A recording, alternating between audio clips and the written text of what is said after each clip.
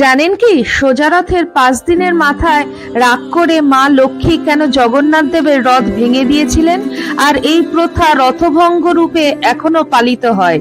কথিত আছে, মাসির বাড়ি যাওয়ার আগের দিন প্রভু জগন্নাথ দেব শ্রী মা লক্ষ্মী দেবীকে বলেছিলেন তিনি 3-4 দিনের মধ্যেই ফিরে আসবেন।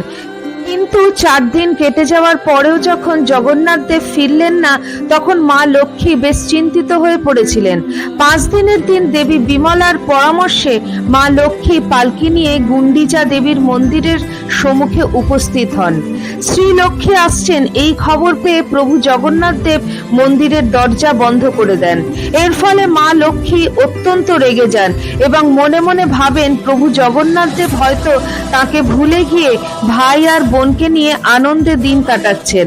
অত্যন্ত রাগ এবং কষ্টে জগন্নাথ দেবের রথের কিছুটা অংশ তিনি ভেঙে দেন।